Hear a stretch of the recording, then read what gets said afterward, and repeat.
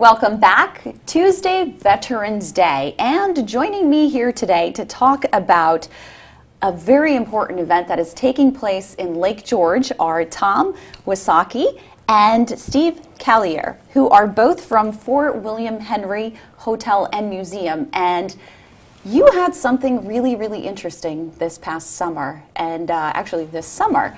And part of that celebration that happened is going to be being displayed actually on Veterans Day. Would you talk a little bit about that? Sure, yeah. We came to an idea of, with the Fort William Henry being one of the first forts and first battles to really take place on the U.S. grounds, we developed a hall of honor that we put through the museum. And what it was panels that family members and actual members of the military services could come in, sign up on the panels during what their rank was, time period that they served. So we had different panels that were from World War I all the way up through to present day today.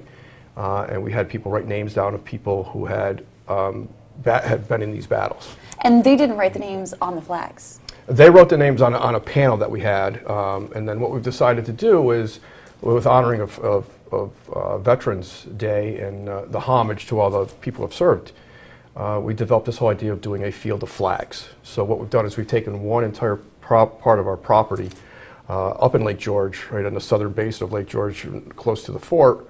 We're going to be putting over 1,000 flags down of representing these people that had signed panels throughout the whole part of our grassed area at the museum. So far you have over 1,000 flags? Yeah, the people that signed up are over 1,000 people. I think, talking earlier today with Melody, who is our manager of the museum, she said she was well over 700 and still had many, many more to do. So, and if people are still interested? Yeah, there's still an opportunity to have one of your family representatives put on a flag as well. So there's a number to call. You can call Melody, actually, up at the fort. Her number is 964-6626. Okay. And then we can put that as well on the lawn. And then you're going to start tomorrow at 11 o'clock displaying those flags. Yes. So if people want to partake in this or see what you guys are doing, it's going to be going on from 11 a.m. all the way until they're pretty much laid out, and they're going to be there until Tuesday. No, yeah. Wednesday. Wednesday, yeah. We're starting tomorrow morning to put out the flags. So we're encouraging people to come and find the flags themselves for the individuals, but just other people too, to obviously pay homage and to support veterans throughout the country, but mainly the ones that served throughout this area too, because most of the people were relatively local people.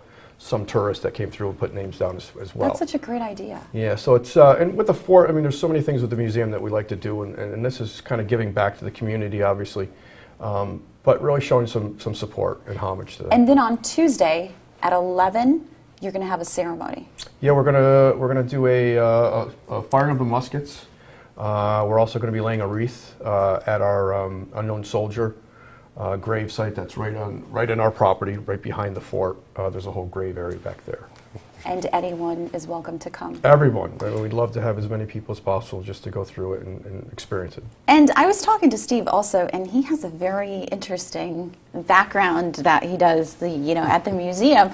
Talk a little bit about this, because you're the food expert here, and you guys do tailoring and all this interesting stuff at the museum. Yes. Can you talk a little bit about it? We do our living history. We have scheduled tours for military demonstrations 3 to 4 times a day, where we throw a grenade, talk about the 18th century grenades, fire a musket, fire a cannon, do some marching.